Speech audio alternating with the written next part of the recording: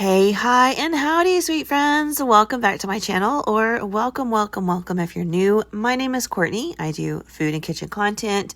That's like grocery hauls, cooking videos, things of that nature. So if that's what you like, I hope you'll consider hitting that subscribe button. This is my weekly What's for Dinner style video. I have been hooked on meal prep for quite a few weeks now, and it has been such a game changer for me. I mean, my weeknights are so much easier because I meal prep and we are ready to go for the week. So I am loving sharing that with y'all because I'm trying to keep it very budget friendly. I'm trying to keep it quick and easy, but meals that people love. So we're going to kick it off with this orange glazed chicken. Now you could sub pork instead of chicken, and you could use any cut of chicken you want. I'm using these bone-in, skin-on chicken thighs because I think they crisp up absolutely beautifully in the oven and air fryer. I'm going to season the outside of them with some salt, pepper, garlic powder, onion powder, and a little bit of smoked paprika. I felt like those were flavors that were going to meld really well with the orange glaze that we're going to put on once they're done cooking. And I'm just going to pop these guys into a greased casserole dish and put them in a 350-degree oven until they are cooked all the way through. Now, like I said, you could use different cuts of chicken, different sized pieces of chicken thighs or leg quarters or chicken breast or something. So your cook time might vary from mine. Mine took about 25 to 30 minutes to hit the internal temperature of 165. So for you, just make sure yours hit 165. While they're baking, we're going to get going on some squash casserole, which is the perfect side for another one of our dishes. I've got some yellow summer squash there, and I sliced up half of a very large onion. I put it in my big pot with some olive oil, and I seasoned it with some salt, pepper, and garlic powder. You don't need a lot for this casserole because it has other things going on, and I will link the full recipe down below for y'all, but we're just going to let that squash and onion start cooking down a bit. On the other side of my stove, I'm going to get another side going. This is some zucchini. I picked this up on sale. Squash and zucchini typically go on sale a lot during the summer because they are summer produce, so they are very budget friendly. I just sliced these up with the other half of that onion, and I seasoned them with salt, pepper, garlic powder, onion powder, and smoked paprika. And then I'm going to throw a little bit of that chili garlic crunch in there. You could sub sriracha or red pepper flakes. I just have this last little bit in my fridge, and I really just need to get the jar out. So I took half of what was left and put it in here, and the other half we'll use in a different dish in just a moment. I'm just going to let the zucchini and onions cook down just like we are doing with the squash. It doesn't take too long, but it does give me an opportunity to move on to another dish that we're going to be working on. I like to have multiple things going at once. That's what makes my meal prep go quickly. So I've got a shredded rotisserie chicken here. I find these on clearance at my Walmart for $1.61. That is unreal because it is an entire chicken, and I just pop them in the freezer and thaw them when I'm ready and shred them.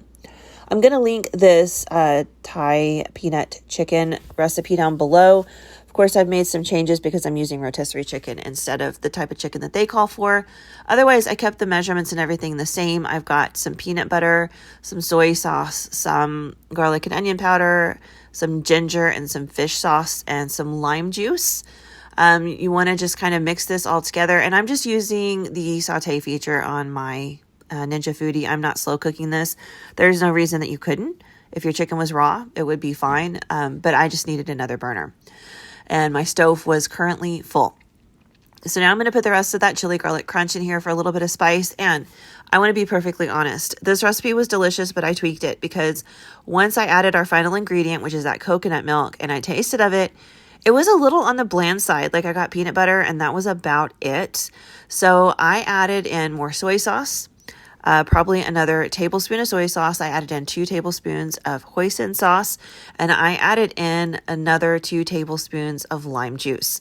You don't have to do that, but I'm just going to tell you, for me, when I originally tasted it, it was a little on the bland side and it was not what I was looking for. So I did make those changes and it turned out beautifully. So I'm just letting that simmer on low so that all the flavors can come together. While that's happening, I've got a small sleeve of some crackers. I'm using club crackers, but Ritz crackers is pretty traditional as well. If you don't have those, you can also do breadcrumbs, but I do love, if I'm making like a Southern style casserole, I love a good buttery cracker topping. So I just popped those in a zip top bag and whacked them with the handle of a whisk. I have one of those. I think it's a Dutch whisk. It's got the big wooden handle. And I'm going to mix that with some melted butter. And this is going to be the topping for our squash casserole. And it is so good. Like, the topping is my favorite part. It is just so delicious. And of course, the squash is soft and it's cooked all the way through. And then you've got this crispy cracker topping, and oh, it's just perfection, y'all. It really, really is. So now we're going to get the binding ingredients of our casserole together. I will link the original recipe down below, but of course, again, I made some alterations. I'm adding in 2 eggs here, and I'm going to add in a little splash of milk as well. Now, the original recipe calls for sour cream, which I didn't have and my husband doesn't love anyway. Now, I do sneak it in sometimes, not going to lie, and he doesn't seem to notice, but I did need to add something in because I was short on sour cream. So I added in just a dash of milk. Heavy cream would work, something along those lines, just to kind of add a little more body to this. And then I'm just kind of whisking that together so it forms a nice saucy mixture. And you can see there's not a ton of liquid there. You don't need a ton of binding ingredient for this. The casserole holds together really well. So next I'm going to add in some Parmesan cheese. Yeah, it's going to be better if you shred your own, but I have the green shaker tub in my fridge and I need to use it. Like, it's there, I need to use it. I know it's not the best ingredient. I know that there's filler in it and stuff.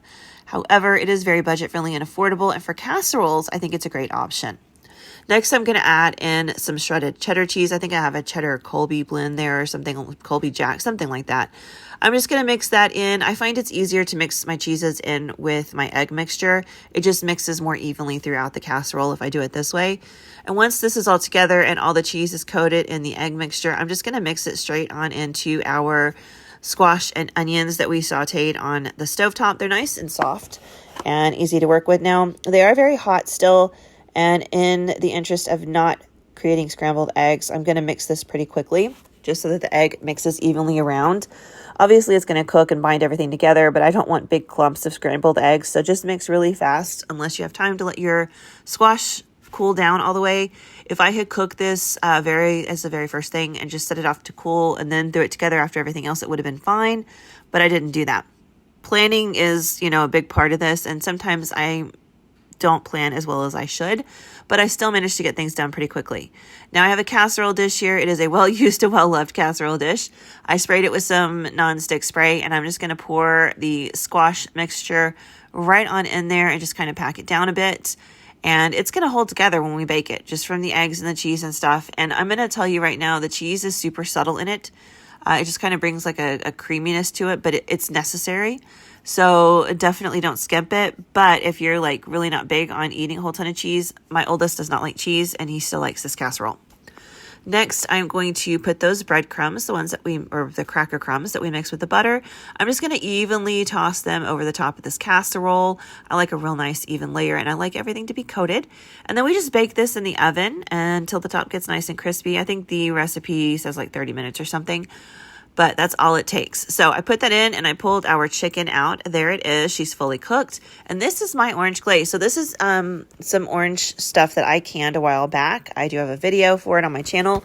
However, I know not everybody has this. So just grab yourself some orange marmalade, add in a little dash of cinnamon and clove and allspice, and just top your chicken with that. That is essentially what I've got going on in that jar right there. I took oranges and I just chopped them up and I added cinnamon and clove, a little bit of sugar in there and stuff.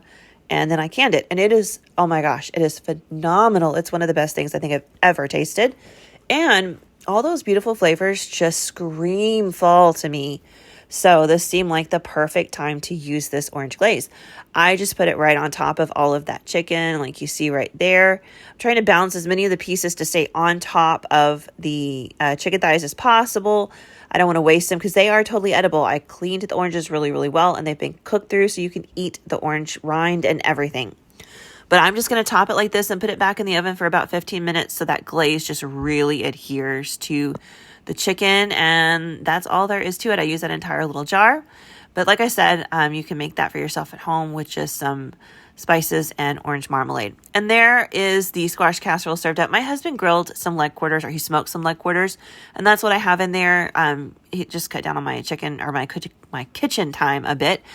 We love smoked chicken. And then there is the orange glazed chicken thighs, with just a bag of frozen broccoli Normandy vegetables from Sam's Club. Nothing fancy. And our final one is the Thai chicken. She's not pretty to look at, but the flavor was incredible. And that zucchini got rave reviews from my entire household, so don't miss out on that one. All the recipes that I found online are listed or linked down below. And of course, you saw what I did to make changes. I always make changes. That's how I roll because I use what I have and I work with what's on sale. All right, guys, I hope you love this one. If you got any questions or meal ideas, drop them down below in the comments. I hope you have a fantastic weekend and a great week coming up. I will see you guys on Tuesday with my grocery haul. Bye.